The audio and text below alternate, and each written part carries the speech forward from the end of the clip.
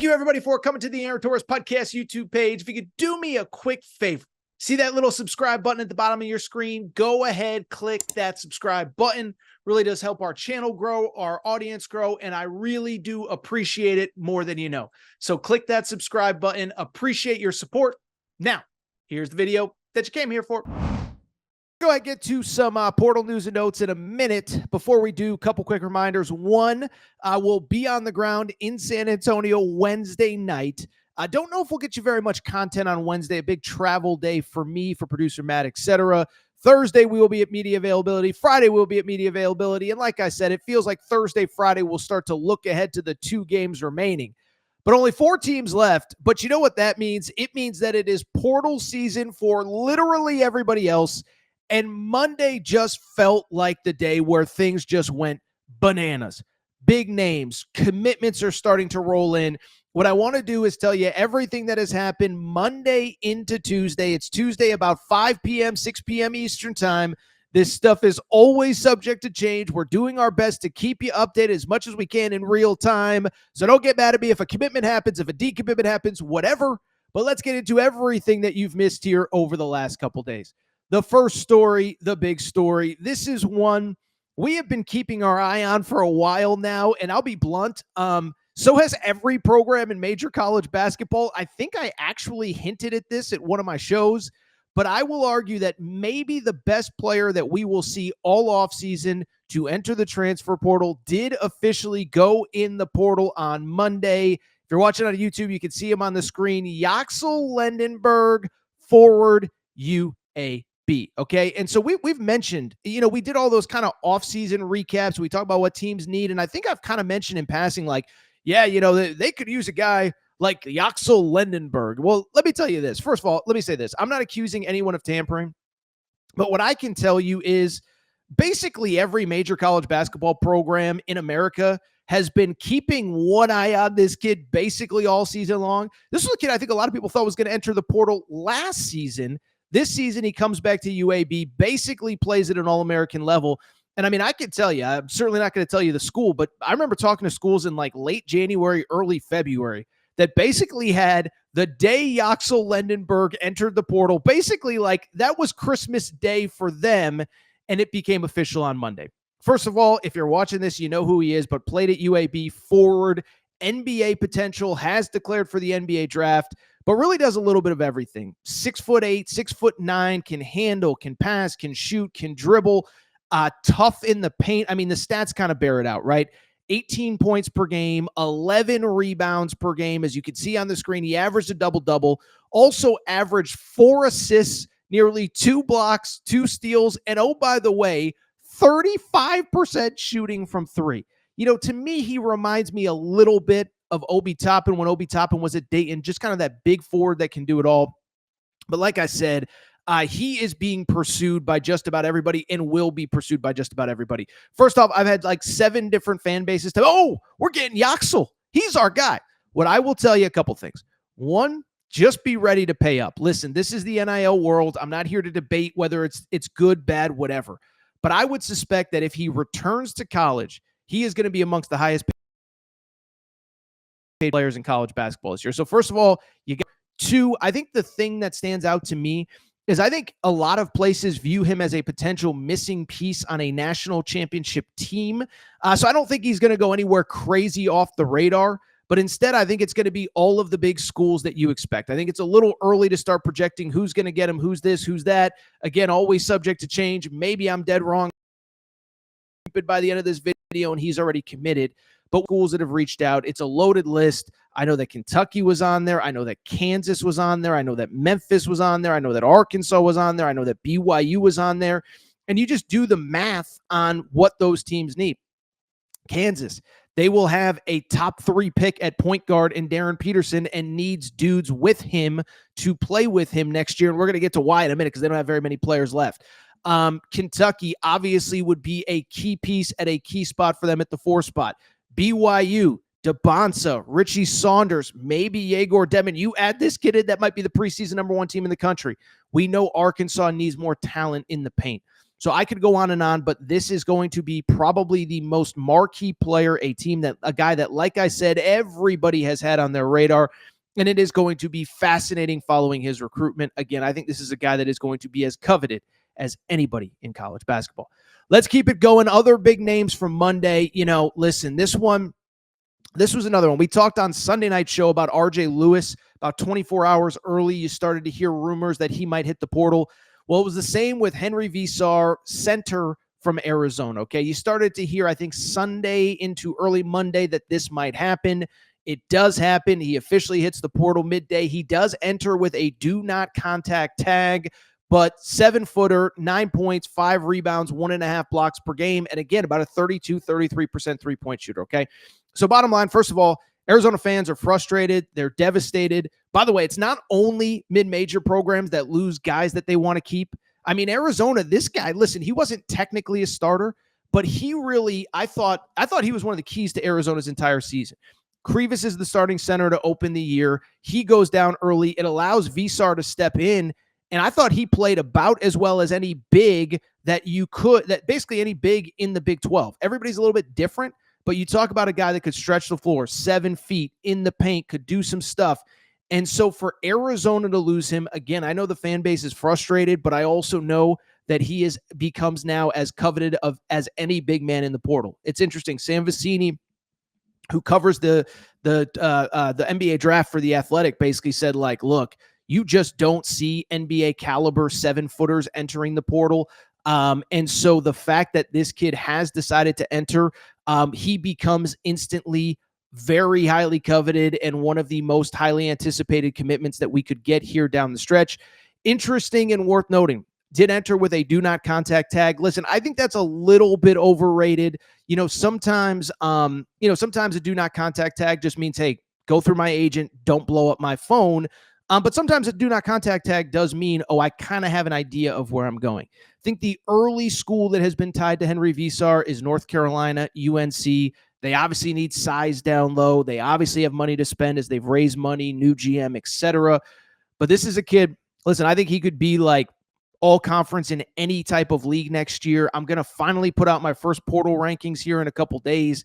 He will be as high as anybody in those portal rankings as far as just talent and ability goes. Let's keep it going. Speaking of talent and ability, I would argue maybe the most intriguing player in the transfer portal entered on early Tuesday. A little bit of a surprise, but maybe not a surprise, but this is a big one, literally and figuratively. Aday Mara from UCLA. Okay, so fascinating story. I'm sorry I get so fired up about this stuff, but I love a good story. I love a good narrative. And Aday Mara is right up there. If you remember, 2 off seasons ago, UCLA is struggling to kind of fill their roster. They don't have the money in NIL. So they go overseas. They bring over a bunch of these high-level, big-name, NBA draft caliber Europeans. Most of them don't work out. Aday Mara, as a freshman, really doesn't play. This year, still kind of doesn't play. But when he came over, this was a guy that people were talking about as a potential top 10 pick in the 2024 NBA draft. Doesn't play again as a freshman. And then this year, I'll tell you this. As a sophomore, I live in LA. I promise you there was a lot of frustration with Mick Cronin about the fact that this kid was not playing. I remember being at the UCLA Gonzaga game in Inglewood, and I had Spanish. So let me be clear. The kid's from Spain, okay? So if I didn't make that clear, I apologize. But he comes from Europe, comes from Spain. I had Spanish basketball pages tweeting at me, Aaron, do you know anything? Why is this kid not playing? 7'2", elite rim protector. And even if he needs a little bit of work, listen, I understand Mick Cronin's got to run that program to the best of his abilities. I understand that Mick Cronin isn't always going to believe in young guys, is going to trust the older veteran guys. But it was a major point of contention that this kid did not get more playing time. And the thing was, when he did get playing time late in the season, you could see the impact that he had. In UCLA's first-round NCAA tournament win, in 20 minutes of play, 10 points, 6 rebounds, 5 blocks against Utah State. A game against Wisconsin earlier in the year. How about this? 22 points, 5 rebounds, 2 blocks against Wisconsin in 21 minutes of play. 12 points, 11 rebounds, 5 blocks against USC and Eric Musselman's squad. So I just go on and on down the list to say this kid has tools that you simply can't teach. And I am here to tell you, UCLA fans were frustrated that this kid did not get more playing time. Bottom line, maybe there's a list out there that I'm not aware of. I can't even begin to speculate where this kid will end up. But again, he's another one. Just name the school, name the price. He is going to go down as one of the most high-profile players in the portal and also one of the most high-profile names in the portal. Again, if this kid clicks, we're talking about maybe National Defensive Player of the Year. We're talking about All-American. We're talking about top 20 pick in the NBA draft, okay? And so I bring it up because it's going to be fascinating to watch the recruitment. I think he needs the right fit, but he's in the portal. I cannot believe it's not that I can't believe that he ended up in the portal, but I'm just here to tell you UCLA fans are very frustrated with how things went. Really quickly, because I'm already going long in true tourist fashion, Kansas. Certainly an interesting week at Kansas because on Saturday they lose Flory Badunga. We talked about them on the Sunday show. And then Monday, the floodgates open. Rylan Griffin, Rakees Passmore, David Coit, 3 more players enter the portal. That's on top of Flory Badunga. That's on top of Hunter Dickinson, DeJuan Harris Jr., KJ Adams, Zeke Mayo, all graduating. So again, always subject to change. But pretty much right now, Kansas's entire team, as best I can tell, it's Darren Peterson, number 2, number 1, number 3 prospect in America, McDonald's All-American. AJ Storr, that's really kind of it. They don't really have much else. I'll just be perfectly honest. So fascinating situation in Kansas. Listen, Bill Self is going to recover. But I will say, this does not help the argument that Bill Self has not really figured out this NIL portal era. He's a guy that generally has made it work, has been able to keep guys in his program and develop them. Now it just feels like a turnstile. Listen, I put out this tweet on Tuesday afternoon. It wasn't a shot at Bill Self. It wasn't even necessarily about Bill Self, but we focus so much on all these players having the ability to transfer anytime they want. I think it's hurt some coaches too. I think coaches move off players way too fast, way too quickly, way too soon, and it results in a situation where a guy that maybe they would have quote unquote had to keep 3 or 4 years ago that develops into a player. Now they just kick him into the portal. They try to bring in somebody they think that's going to be better, and it doesn't work out. Rylan Griffin, by the way, had averaged 11 points on Alabama's Final Four team 2 years ago. Decides to go to Kansas. It doesn't work out. David Coit was a 20-point per game scorer at the mid-major level. Decides to go to Kansas. It doesn't work out. So we'll see what happens with all 3. The only thing I will say, there's some early buzz. Could Rylan Griffin potentially go back to Alabama? I checked in on that. I don't think it's crazy. I don't know that it's going to happen, but I don't think it's crazy. Rylan Griffin, probably the biggest name of the 3. But overall, as I said, Kansas losing, I believe, 4 players to graduation. This is now 4 players in the portal, maybe more that I missed. Not a great look for Kansas as they try to build a team around Darren Peterson. They'll figure out a way to get talent in that program, but it's certainly a summer of crossroads for Bill Self. And by the way, I'll say this. I don't think Bill Self's on the hot seat. I don't think he's getting fired. But you just start to wonder is if this doesn't work this year, how many more off seasons is he going to keep kicking the tires before, just kind of saying enough is enough? Let's keep it going. A couple other kind of news and notes elements. I'll say this.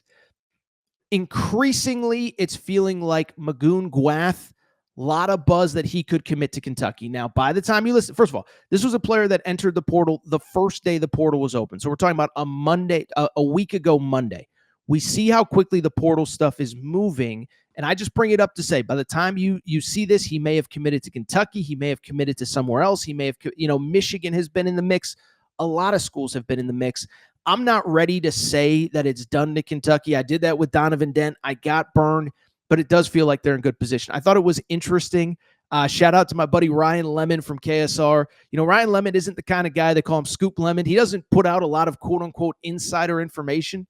But when he does, it's usually pretty much on point.